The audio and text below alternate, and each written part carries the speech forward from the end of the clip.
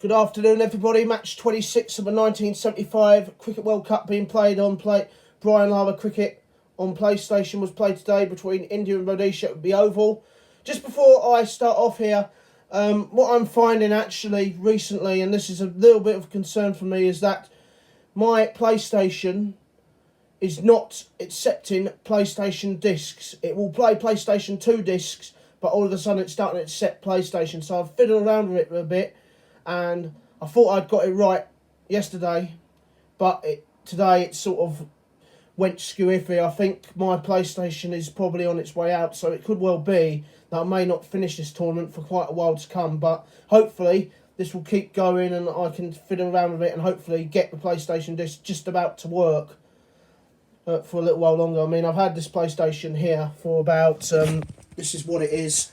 I've had this PlayStation here for about 6 years, and I think because of the warm weather and everything, it's probably on its way out.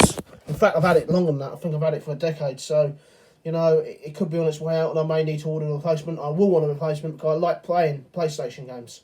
I'm not a PlayStation 5 man or PlayStation 4 man. I play it when I feel like playing it. I like playing PlayStation games mainly because Brian Lara Cricket's only on PlayStation. So, and this is the best cricket game ever. But getting back to, obviously that's my personal problem. So, getting back to the actual tournament itself, it was at the Oval. You know what happens at the Oval. The team batting second always wins. So, realistically, whoever won the toss should have elected to bowl first. But if you have a look at that, yep, it was the outcome which we expected. India improving all the time, but Zimbabwe won the toss, selected bat. The pitch was flat. The pitch is always flat at the Oval and it's been proven to be hard or dry. Really quick outfield, but teams are getting bowled out very cheaply. I mean, United Arab Emirates got bowled out for 88. This is the difference, though. We're seeing this so often in this World Cup. Even if an associate member elects to bat first on a hard pitch, they get bowled out pretty cheaply. I'll tell you what, the ball did move, though. Zimbabwe won the toss, selected to bat first. I don't think that was the right choice. The ball did move, though, for Abid Ali, and Madan Lal opened the bowling. We'll have a look at the batting scorecard for Rhodesia. This was their final match. 4-0, 1, 34, 13, 21, 9, 25, 20 and 0.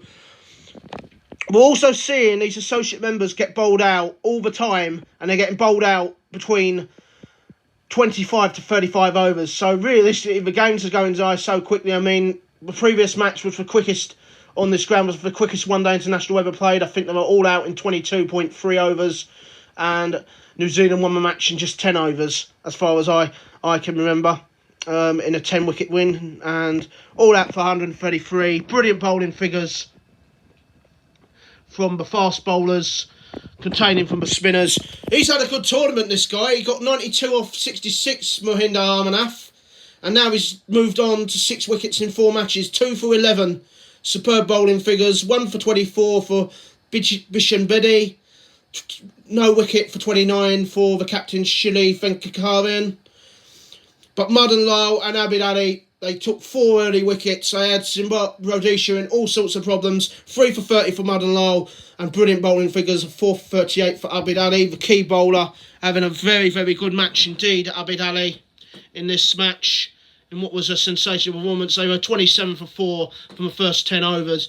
There's 27 for 4 in about 8.3 overs, in a devastating spell of pace swing bowling.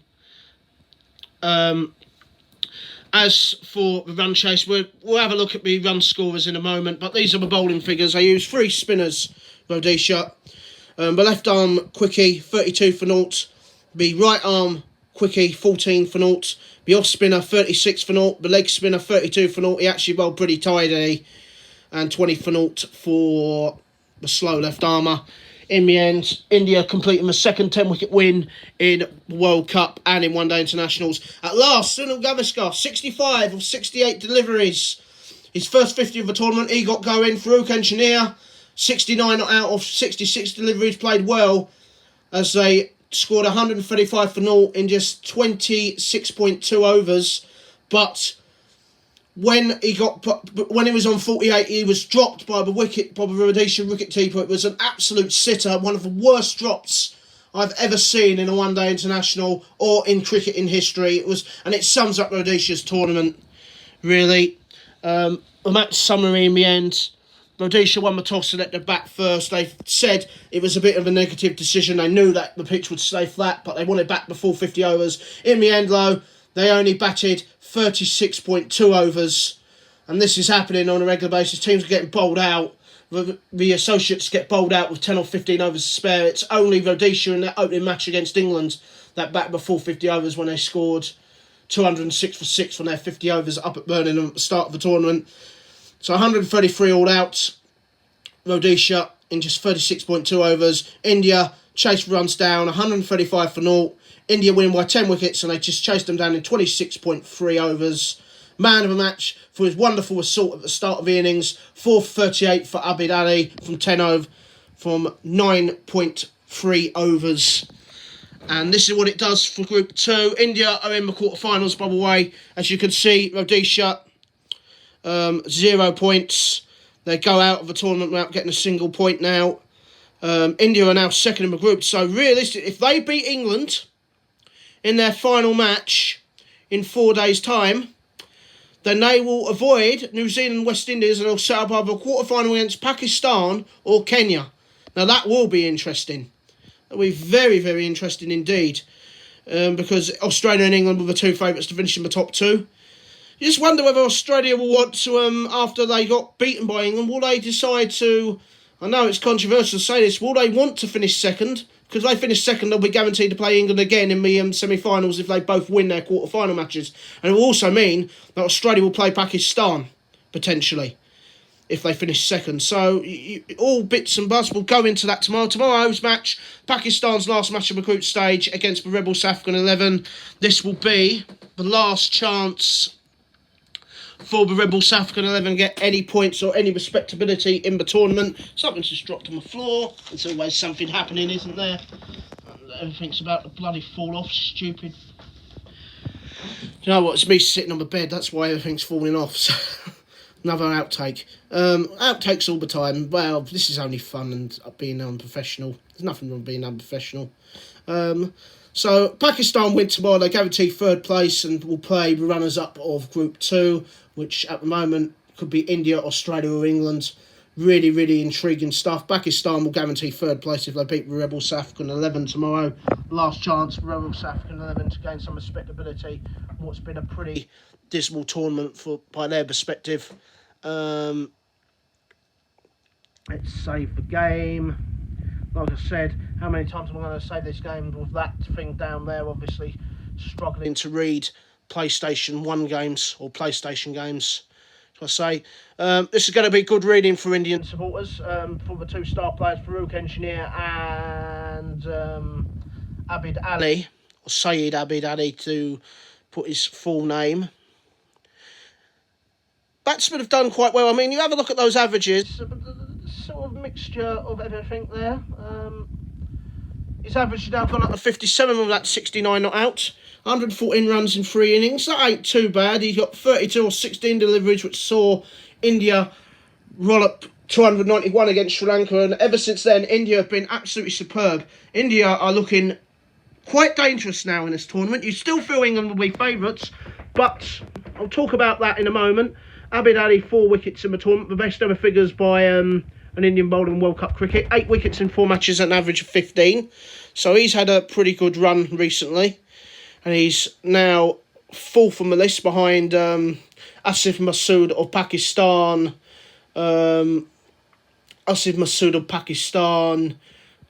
Tony Greig, who's got 10 wickets in the tournament for England. And obviously Dal Hadley, who's got 13 wickets. Let's just have a look at the leading wicket takers in this tournament at the moment. Let's just have a look. He's level with Dennis Lillee with 8 wickets in 4 matches. No others. Dennis Lillee, 8 wickets in 4 matches, so he's had a good tournament. There's the leading wicket taker, Dal Hadley, 13 wickets in 4 matches. Is there anyone else? 8 wickets in 4 matches well for Bernard Julian. So yeah, 8 wickets in 4 matches for Bernard Julian as well. So yeah, there's a few people on 8 wickets. Obviously, the top 3 wicket takers, Asif Masood of Pakistan with 9 wickets. 10 wickets for... 10 wickets for Tony Greig of England. And 9 wickets, actually, for someone who's not on that list, Jeff Arnold. He's taken 9 wickets in 3 matches, Jeff Arnold of England. And obviously, Dale Hadley's got 13 wickets in 4 matches with 1 match against the West Indies to go. So, yeah, India are looking quite dangerous now. They've come into this tournament after a slow start. And if they play like that against England, I tell you what I will say this. If I am an Indian captain, I'd say no matter what the pitch is like, bat first against England, try and get 220 and see how good England are going to be chasing at a decent score. Because England in their last 2 matches against Holland and Sri Lanka have really not been convincing. They were a little bit more convincing when they knocked off the runs against Sri Lanka. I think they got Sri Lanka out for 136 or something like that. And they chased them down in 20 overs exactly, but they lost 4 wickets while chasing 137. And they obviously, we know against Holland, they were unconvincing. But if I'm an Indian captain, no matter what the pitch is like in the final match, bat first, get 200 or 220 and see how good England are going to be chasing, because I think that England chasing this tournament are very, very, very, very, very, very unconvincing. But tomorrow's match, Pakistan against Rebel South African 11. Victory for Pakistan will guarantee 3rd place and will guarantee them playing the runners-up of Group 2, which at the moment could be any one of India, Australia or England. So it's getting pretty exciting now. We're now finding out who's going to be playing who. Until tomorrow, this is Lawrence Howard. I'll give you the match report of match 27 of this 1975 World Cup being played here in England on Brian Lara Cricket. Until then, until tomorrow's match between Pakistan and Rebel South African 11, it's a very good afternoon to you all. Bye-bye.